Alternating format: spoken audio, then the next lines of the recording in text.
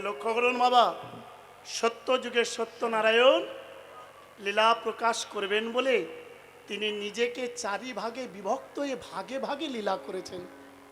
আর ওই সত্য যুগের 4 ভাগ থেকে ত্রেতা যুগে 4 ভাই, ত্রেতা যুগে ভাইয়ে ভাইয়ে লীলা করলেন। খুব মন দিয়ে শুনুন ভক্তিমতী মায়েরা, ভক্তমণ্ডলীগণ। তাহলে সত্য যুগে ভাগে ভাগে, ত্রেতা যুগে ভাইয়ে ভাইয়ে। ভগবান চিন্তা করলেন সত্য যুগে লীলা করেছি ভাইয়ে ভাইয়ে ভাগে ভাগে, ত্রেতায় ভাগে ভাগে, এবার দাপরে ভাগে ভাগে নয়, ভাইয়ে ভাইয়ে নয়, এবার কিছু বন্ধু বান্ধব সখাগণকে নিয়ে। তাই 24 জন সখার বন্ধু বান্ধব মিলে 24 জনকে নিয়ে তিনি লীলা করেছিলেন। সেই সত্য ত্রেতা দাপর 3 যুগ অবসানের পর যখন কলিযুগ এলো, রাধা কৃষ্ণ মিলিত তনু আজ হতে 542 বৎসর প্রাক্কালে ফল্গুনী নক্ষত্র পূর্ণিমা তিথিতে সিংহ রাশি সিংহ লগ্নে শচী গর্ভসিন্ধু মাঝ হতে অবতীর্ণ হয়েছিলেন নদিয়া নবদ্বীপের মায়াপুর বিশিষ্ট গ্রাম জগন্নাথ মিশ্রের গৃহে। ঠিক সন্ধ্যার প্রাক্কালে পূর্ব গগনতে সূর্য দেবতা যখন পশ্চিম গগনে পাটে বসেছেন, আস্তে আস্তে পশ্চিম গগন লাল হয়ে গেছে, ধীরে ধীরে অন্ধকার, সেই অন্ধকারকে দূর করিতে, জগৎকে আলো দেখাতে আমার বাংলার ঘরের গৃহিণী মা ভগিনীগণ সাঁঝেরও বেলায় তুলসী তলায় প্রদীপ দিতেছে আর জগৎকে আলো দেখাচ্ছেন। সঙ্গে কি করছেন? 3টি মঙ্গল ধ্বনি, উলুধ্বনি, শঙ্খধ্বনি, জয়ধ্বনি, হরি এহেন 3 মঙ্গল ধ্বনির মধ্যে দিয়ে মঙ্গলময় ভগবান রাধা কৃষ্ণ মিলিত তনু চৈতন্য মহাপ্রভু নিমবৃক্ষের তলে অবতীর্ণ হয়েছিলেন। নাম রেখেছিলেন নিমাই। সেই নিমাই তৎকালীন সমাজে ধীরে ধীরে বড় হয়ে লেখাপড়া শিখে টেলে পাশ করে নবদ্বীপের বিখ্যাত পণ্ডিত উপাধি লাভ করলেন। কিন্তু লক্ষ্য করুন ভক্তমণ্ডলীগণ, অত বড় পাণ্ডিত্যের অধিকারী হয়েও, অত বড় শিক্ষার অধিকারী হয়েও তিনি কিন্তু কোথাও টোল মানে টিউশানি, কোথাও টিউশানি পড়িয়ে হাত পেতে 2টো অর্থ উপার্জনের চেষ্টা করলেন না। তিনি কি করেছিলেন? বাংলার শ্রেষ্ঠ সন্তান, জাতি ধর্ম হিন্দু মুসলমান বৌদ্ধ খ্রিস্টান ছোট বড় উঁচু নিচু সবার প্রতি করুণা করবেন বলে করুণাময় পতিত পাবন 16 নাম 32 অক্ষর মধুর হরে কৃষ্ণ নামের তরিখানা নিয়ে উপনীত হয়েছিলেন সুরধ্বনি গঙ্গার তটে। তাই মহান্তগণ লিখলেন, ও ও গৌরাঙ্গ চাঁদেরও মনে কি ভাব উঠিল, পূরবেরও ভাবে প্রভু আমার। সুরধ্বনি গঙ্গার তীরে এসে দাঁড়ালো, ছলো ছলো আঁকি, ছলো ছলো আঁকি, 2টো আঁকি থেকে যেন অনর্গল ঝরে পড়ছে। দূর থেকে দর্শন করে মনে হচ্ছে যেন হীরা জহর ঝরে পড়ছে। প্রভুর 2টো চরণ আলতারাঙা পদ্ম ফুলের স্বরূপ, অপূর্ব আজ অনুলম্বিত ভুজ, কৌপিন বহির্বাস গলে বস্ত্র, মাথায় শিখা, গলায় মালা, পরনে কৌপিন, হাতে মালিকা নিহে চৈতন্য মহাপ্রভু আমাদের মতো হতভাগ্য জীবের জন্য 16 নাম 32 অক্ষরের নৌকাখানা নিয়ে এসে দাঁড়িয়েছেন। আসতে বাবা, খুব মন দিয়ে এই জায়গাটা নোট দিস পয়েন্ট, খুব ভালো করে শুনুন মা। আপনারা বলবেন কৃষ্ণগোপাল কেন 16 নাম 32 অক্ষর মধুর হরে কৃষ্ণ নামের তরি কেন নিয়ে এলো? আর কি কোনো নামে তরি আনতে পারলো না? সত্যতে কি নাম ছিল না? সত্যতে কি নাম ছিল না? ত্রেতায় কি কোনো নাম ছিল না? দাপরেতে কি কোনো নাম ছিল না? ছিল। কিন্তু ভক্তমণ্ডলীগণ, সত্য যুগের নামের সঙ্গে অনেক কিছু জড়িয়ে ছিল, ত্রেতা যুগের নামের সঙ্গে অনেক কিছু আবদ্ধ ছিল, দাপরের নামের সঙ্গে অনেক রাশিকৃত বোঝা ছিল। কিন্তু অল্প আয়ু সম্পন্ন স্বল্প আয়ু কলির জীব, 1,00,000 থেকে 10,000, 10,000 থেকে 1,000, অর্থাৎ সত্যতে মানুষের আয়ু ছিল 1,00,000, ত্রেতায় ছিল 10,000, দাপরে হয়েছিল 1000, কলিযুগে মাত্র 100। 100-র মধ্যে বল হরি হরি বল হরি হরি হরি হরি বলেছে বাহানা চলে না। মোরে আস্তে মোরে কথাটা কি বলা হয় বাবা? মরে যাব, মরে যাব বলা হয় না? তাহলে মৃত্যুর পরেও আমি এক জায়গায় যাব, এটা শিওর। অথচ কিন্তু মৃত্যু, জীবন হইতে বড় ভক্তি, বিষ কিন্তু অমৃত। জীবন হইতে বড় ভক্তি, বিষ কিন্তু অমৃত। এ জগতে যত কিছু আছে সব থেকে বিষ কি? আমার নারী। কিন্তু নারীর মতো অমৃত নাই। নারী মাত্রেই মা। লক্ষ্য করে দেখুন বাবা, নারী কাকিমা, নারী পিসিমা, নারী জ্যাঠাইমা, নারী বড়মা, নারী ঠাকুমা, নারী জ্যাঠাইমা, নারী ঝিমা, নারী মাত্রেই মা। পুরুষ একজন বাবা সংসারে, আর বিশ্ব ব্রহ্মাণ্ডে একজন বাবা। তিনি কে? পরম পুরুষোত্তম ভগবান কৃষ্ণচন্দ্র। আর সংসারে জন্মসূত্রে একজন পিতা, একজন বাবা। কাকা বাবা বলা হয় না, জ্যাঠামশাই বাবা বলা হয় না, দাদা বাবা বলা হয় না, মেসোমশাই বাবা বলা হয় না। তাহলে কম মন দিয়ে লক্ষ্য করুন, নারী মাত্রেই মা। এই জন্য তো শ্রী শ্রী ঠাকুর রামকৃষ্ণদেব পরমাংশদেব বলেছিল, বিষ কিন্তু অমৃত।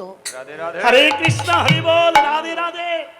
তাই বলছে তিন যুগের নামের অনেক ঝম্প ঝামেলা ছিল, কিন্তু কলিযুগে কোনো কিছু শুদ্ধ নাই। সত্য যুগে আপনি যজ্ঞ করতে পারতেন, গোমাতার দুগ্ধের খাঁটি ঘি পাওয়া যেত যজ্ঞের জন্য।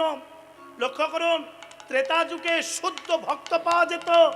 নিজে একটা ফলের একদিকে খেত, দাঁত দিয়ে কেটে কেটে খেত, আর গোবিন্দ ভগবানের জন্য রেখে দিত। প্রমাণ রামায়ণের সবরী। দাপরে শ্রীদাম সুদাম দাম বসুদাম সুবালাদি সখাগণ, তারাও এমন ভক্ত ছিল, একটা ফলের একদিকে কামড়ে বলতো, কানাই কানাই এই কানাইয়া বহুত মিঠা ফল হ্যাঁ, তু খা লো। কিন্তু লক্ষ্য করুন ভক্তমণ্ডলীগণ, এই ঘোর কলিযুগে খাঁটি গোমাতার খাঁটি ঘিও পাবো না, খাঁটি তন্ডুলও পাবো না, শুদ্ধ পুষ্পও পাবো না, আর এমন শুদ্ধ ভক্ত পাবো না।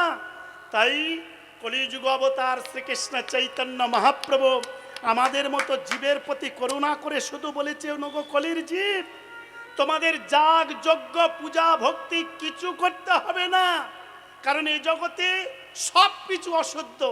যিনি ফুল বিক্রি করছেন, তিনি ট্রেনেতে করে আনুক, বাসে করে আনুক, হাওড়া থেকে আনুক, শিয়ালদা থেকে আনুক, দেখবেন তার উপরে বোঝার উপরে জুতো পরে বসে আসছে।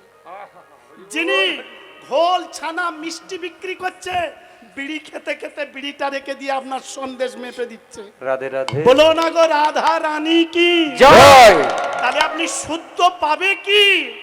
একমাত্র শুদ্ধ কি? 16 নাম 32 অক্ষর।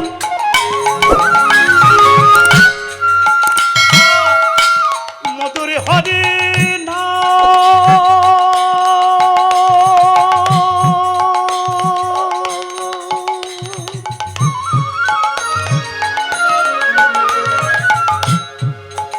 বাবা, এই মন্ত্রে শুদ্ধ করুন নিজ নিজ মন্দির ওই না এই মন্ত্রে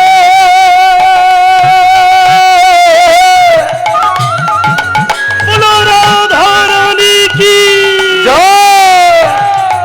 শুদ্ধ করো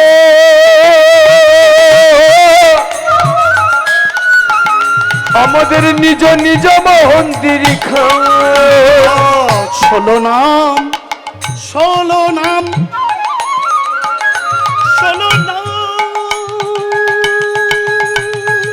16 নাম 16 নাম 16 নাম 16 নাম।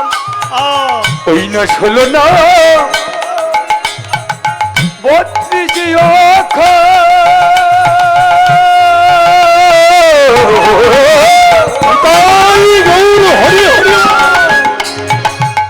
ওই না মধুর হরি না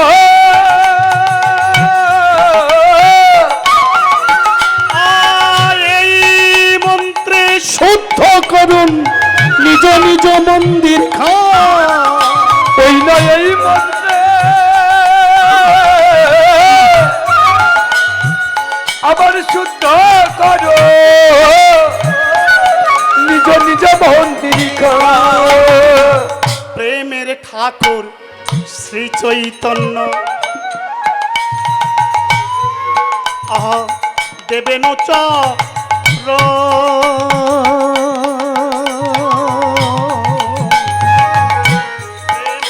ওই না প্রেমের ঠাকুর শ্রী চৈতন্য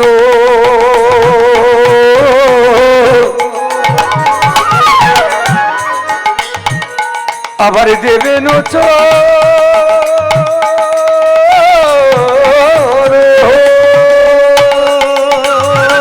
প্রেমের ঠাকুর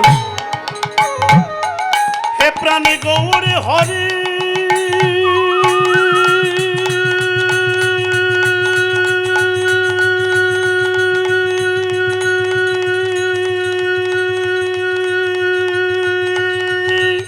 উলুধ্বরি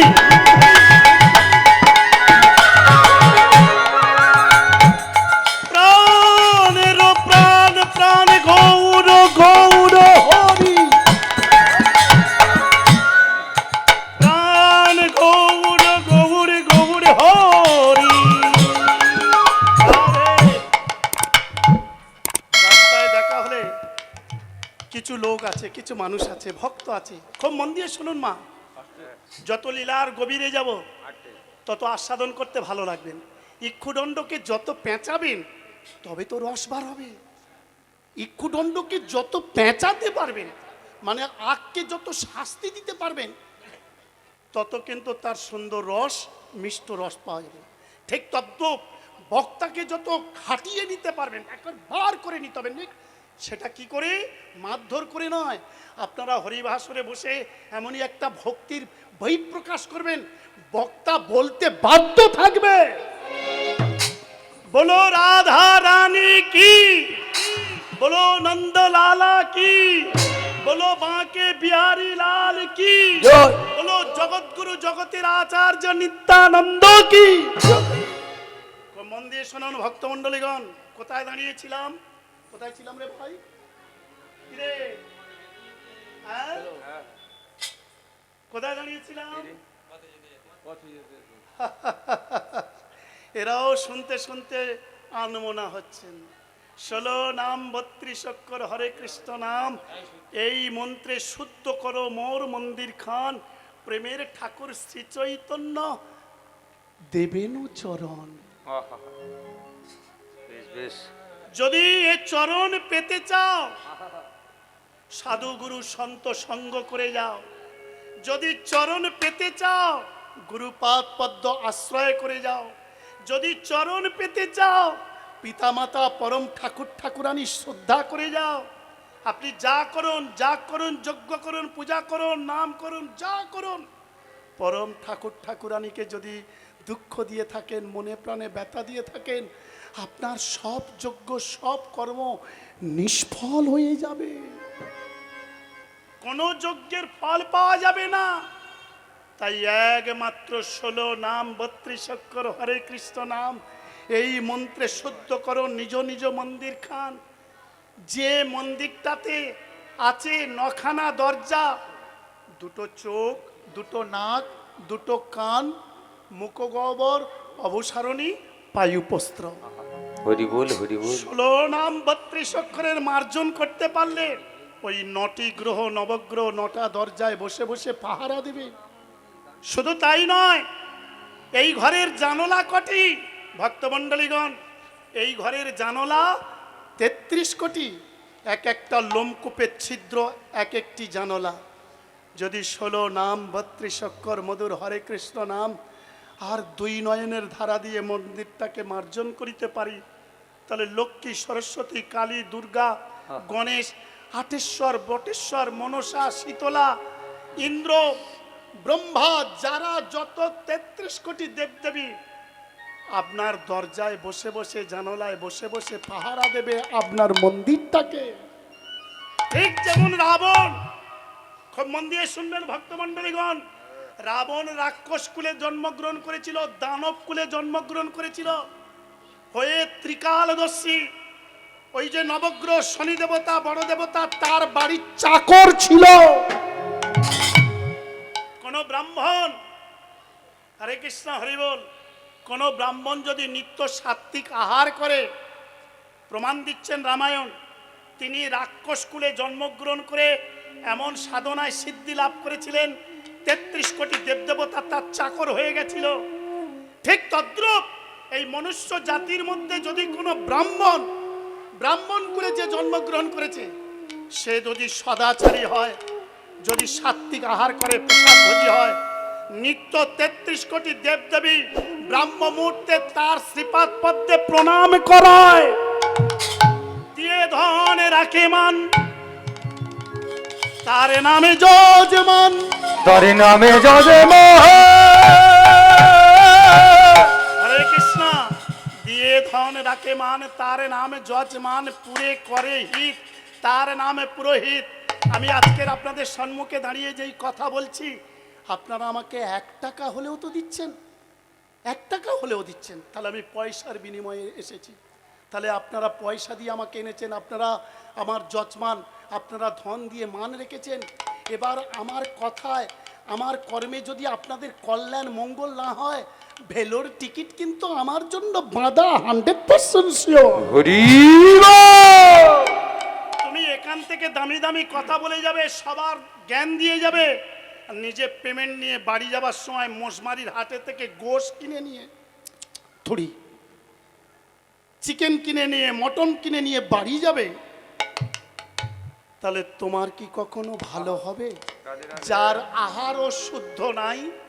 এখন কীর্তনিয়ারা নায়কবাবুদের বলছে, হ্যালো বলুন, আপনাদের আবাদে আসছি, ছেলেগুলো বস্তা মাগুরের ঝোল, বস্তা মাগুর কি, খেসারির ডাল আর লতা বৃক্ষের ফল মানে কুমড়ো মলম, খেতে খেতে সব হরিবোল হয়ে যাচ্ছে। তোমরা একটু লেজ নাড়া একটু করে রাখবে, এরা সব পাবে।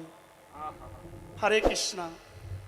স্কুলে যাবে, ইউনিফর্ম পরবে না, স্কুলে যাবে পড়বে না, যে সারা বছর পড়ে সে পরীক্ষায় ফেল করে না, আর যে ফাঁকি দিয়ে ঘরে পরীক্ষার হলে তার কাঁদতে হয়, আর রেজাল্ট বাড়াবার সাথে সাথে দড়ি নিয়ে গাছে ঝুলতে হয়। রাধে রাধে। বলো রাধা রানী কি জয়।